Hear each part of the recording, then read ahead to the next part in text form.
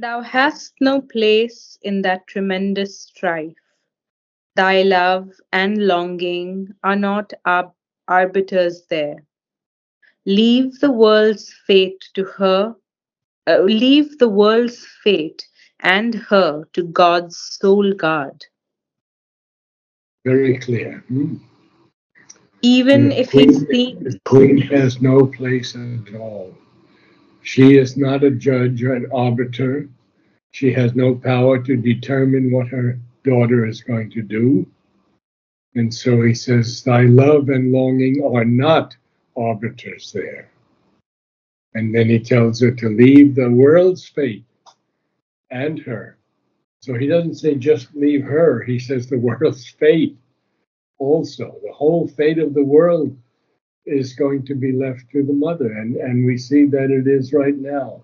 I read one of your things on that channel, and it was quite good what you shared. did Okay, you watch the interview? It was very good. with Putin. no, I didn't watch it. I just read a bit. It was Okay. very good. Huh?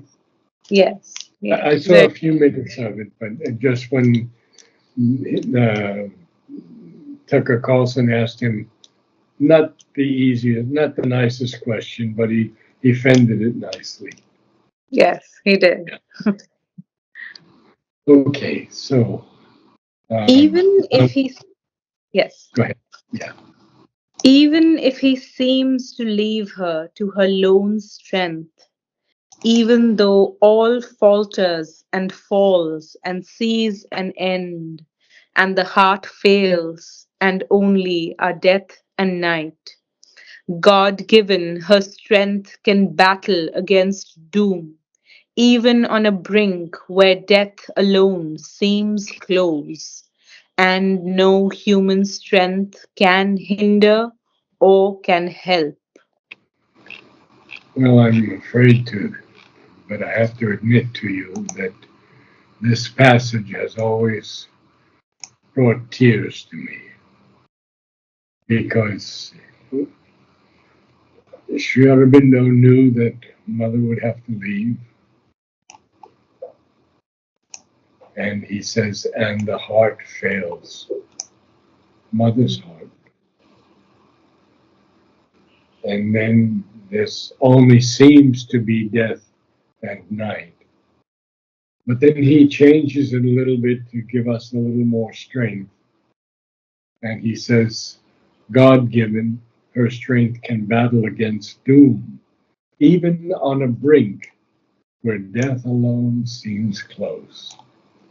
And so, this brink, this edge, this margin, extreme edge, when she seems so close to death. And she wanted to live to 100. She said, if I live to 100, the supermentor will be fully here. But it wasn't possible. But the line that always got me so deeply and actually did make me weep was when he says that when the heart fails and only our death and night. Okay, so we'll continue on. Think not to intercede with the hidden will. Intrude not twixt her spirit and its force, but leave her to her mighty self and fate. So this is Narad speaking, and Narad does not speak anything but the absolute truth.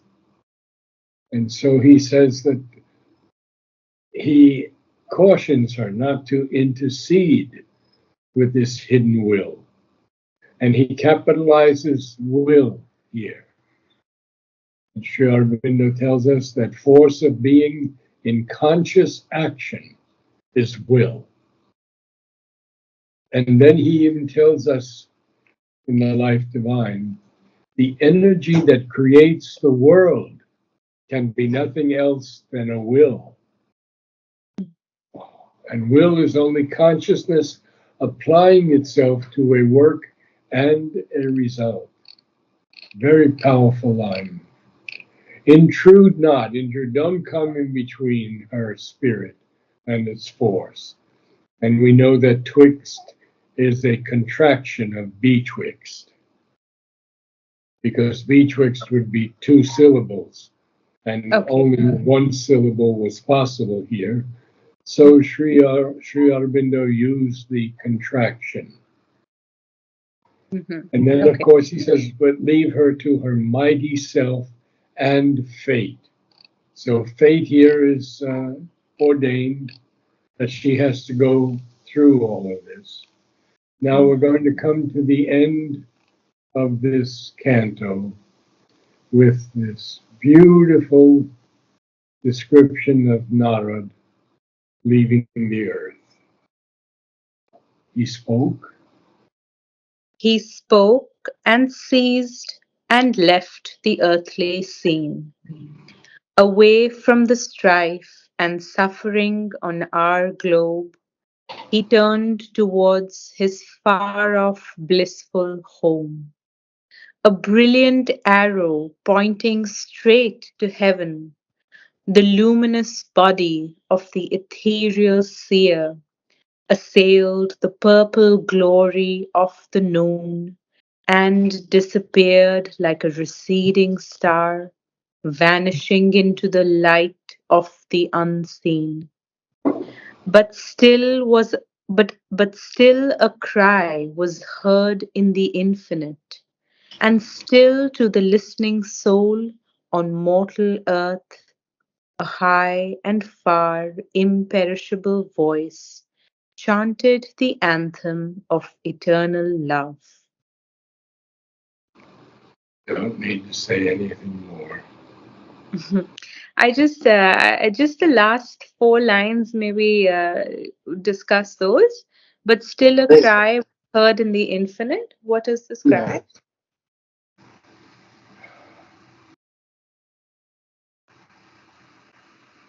it's his voice. Cry here is used in a different way.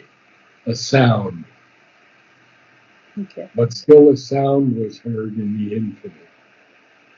And still to the listening soul, that means to those whose consciousness was awake, those who were aware on mortal earth, could hear this high and far imperishable voice that is chanting the anthem of eternal love. Got it? Yes. It Yes. has to go, it has to go very deep here. Hmm. Okay, now we're going to go to a new canto. Shall I read this part once and then we move to the book of yoga? I think that's a good idea. Yes. You mean from the beginning, huh? From yes, Where, from where we where started. we started, right? Yeah. Okay. Thou hast no place in that tremendous strife. Thy love and longing are not arbiters there. Leave the world's fate and her to God's sole guard.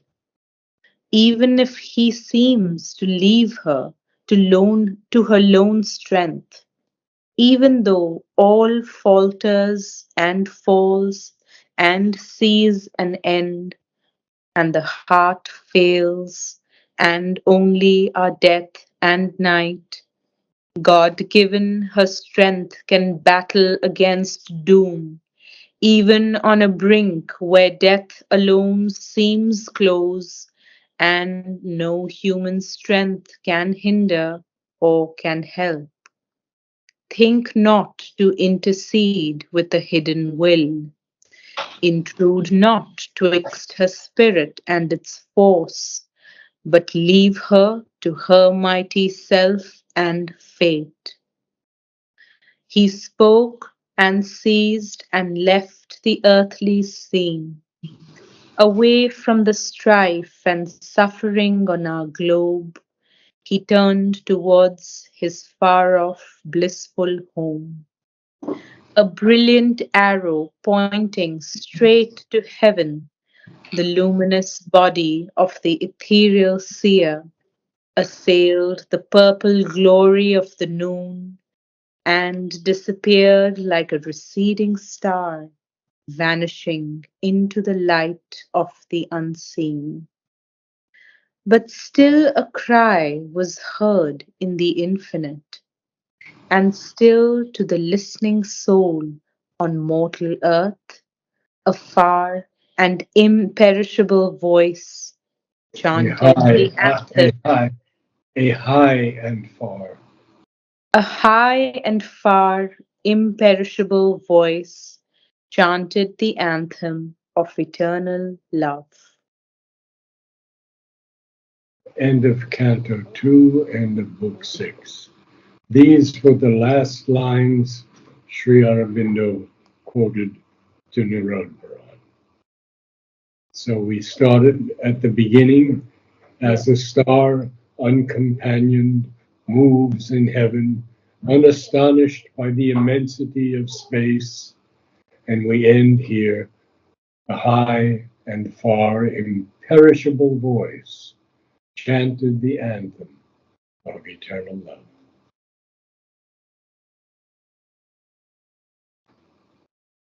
Book 7, the Book of Yoga.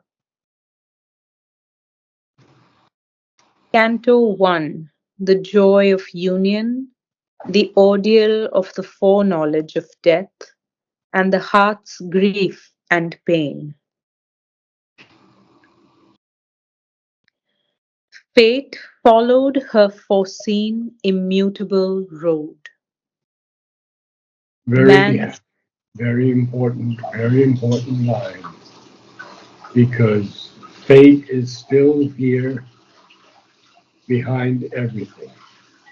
Now, Savitri has no negative fate behind her at all because she's from the sun. She's born of the sun. But she has a fate for the future. She has to save Satyavan. She has to bring the light to the earth. She has to transform the earth to a life divine. So this is the fate that's followed her. So the fate is following her foreseen immutable road. She is not following fate. Mhm. Fate is following Savitri. Immutable, not changeable, foreseen, absolutely foreseen. And now he's going to tell us about ourselves. So there's only that one line that talks about Savitri here in terms of fate and her foreseen immutable road. And we'll see what he tells us about ourselves. Okay? Man's hopes and longings build the journeying wheels that bear the body of his destiny and lead his blind will towards an unknown goal. So these are three extremely important lines.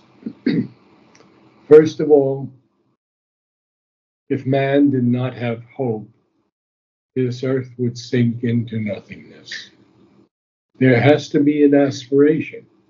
And there is an aspiration because we are the divine and we are part of the divine and we have come from the divine. That's the first thing. So the longings, we have all longings longings for love, longings for peace, longings for truth and light.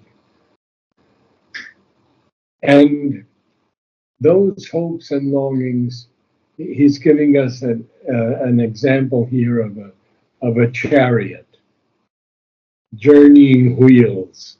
So we're moving along with these journeying wheels, and those wheels bear the body of our destiny and even lead his blind will. That means man's blind will towards an unknown goal. Because we don't know the goal yet. We can't really, any of us, talk about the supermind. We don't have any concept of it at all. And we would be arrogant even to try.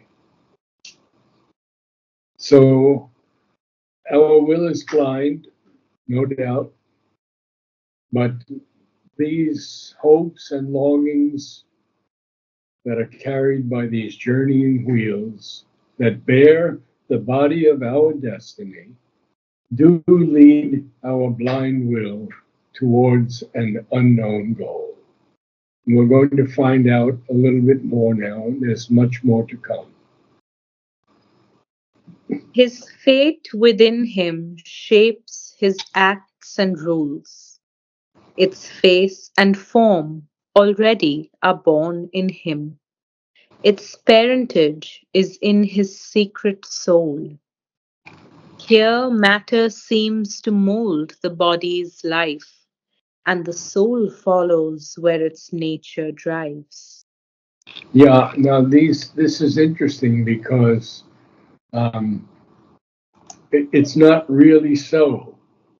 Because Sri Aurobindo uses the word seems. Hmm. So you see the delicacy of the lines here. But our fate within us does shape our acts and our rules. There's no question about that. Hmm. Because we're carrying that fate from 100,000 lives previously. Hmm. And but the interesting thing is that its face and form are already born in him because of the past karma. Its parentage, its parentage is in his secret soul. So the parentage of our journey on this immutable road that is foreseen by fate,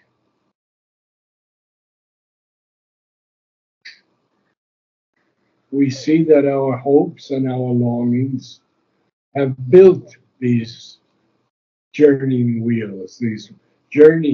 wheels that carry us, and they bear the body of our destiny, and they lead our blind will towards an unknown goal.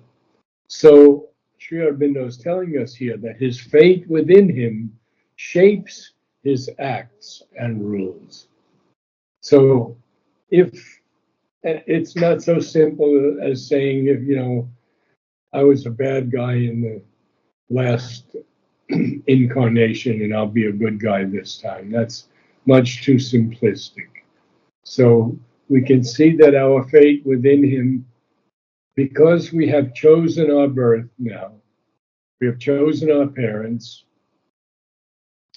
This is not true of those who are newly incarnated into a body. This can only be of souls who have been here many, many times. And so our fate and our form are already born in us.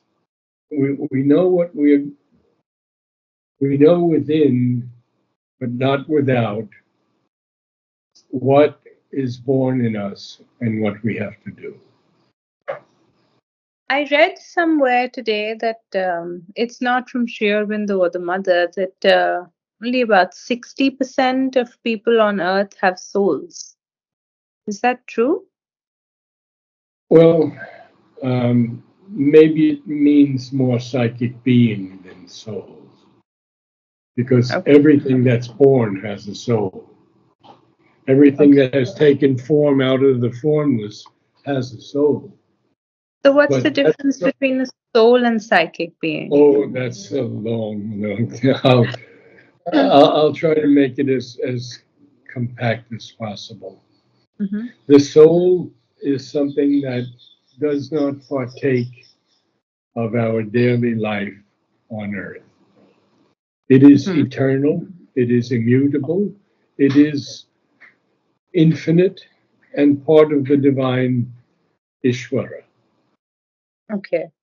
But when we have been doing this work for some centuries, the Sri Aurobindo calls it a thumb, no, a being no larger than the thumb of man Mhm. in the hidden heart behind the soul. I'm Mhm. paraphrasing, but that's Yeah. in it's in Savitri.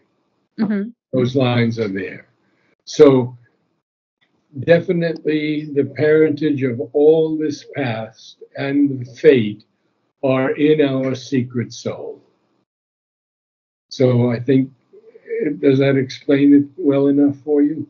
Yes. Okay. So the psychic being evolves into the soul. Is that correct? Yes. Yes. And when we die, Sri Aurobindo tells us that almost everything that is non essential in this life drops away.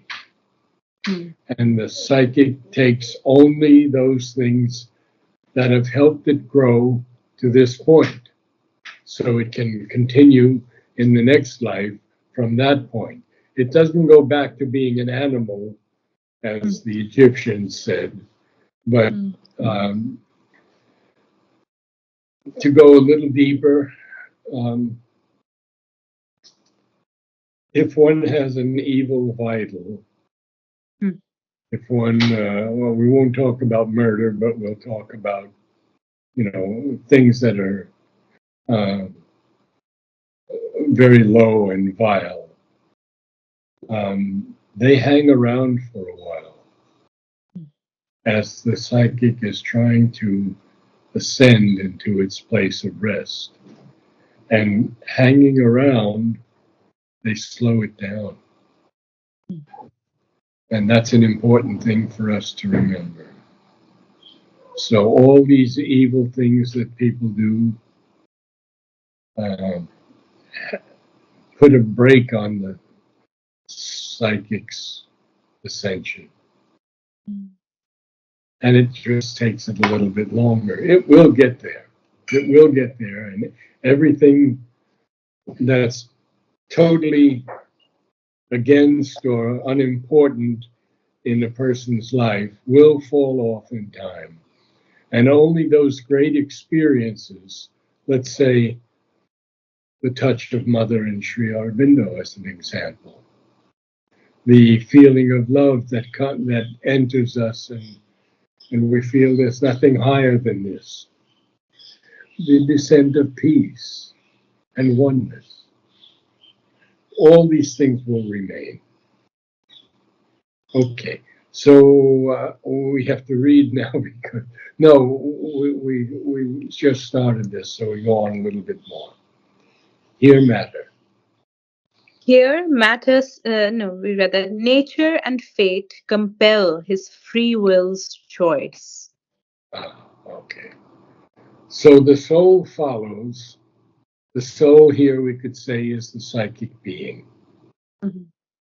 and Sri Aurobindo uses the soul and psychic being, I would say, not so rigidly in Savitri because it's poetry.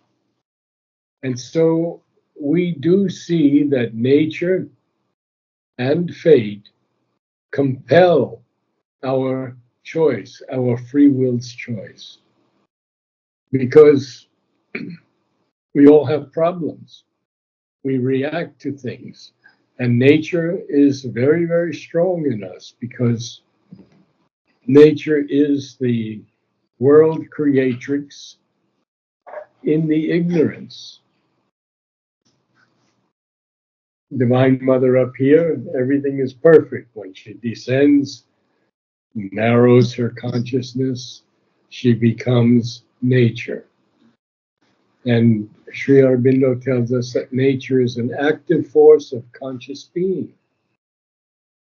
And, and it realizes itself in its powers of self experience. But nature is not the end all and the be all. She's she was until mother met her. She Hmm. was on her own, and we've read about that. I Hmm. think you've read about that, huh? Where she Yeah. agreed to work with mother. Yes. So, okay, it's 2 minutes.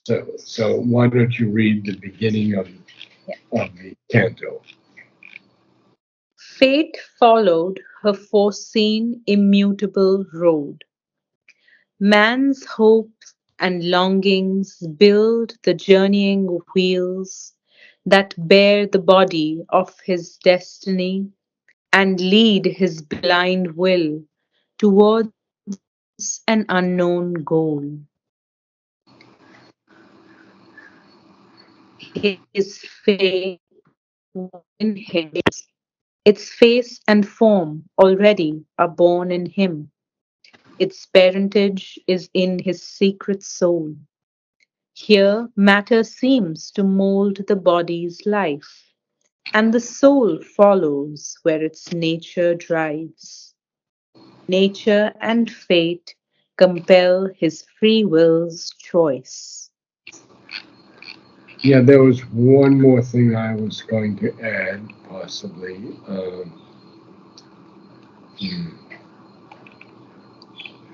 That's about matter, you see. Matter is capitalized in this line. Here, matter seems to mold the body's life. Okay, because as all the poets like to use the word clay, we are made from clay.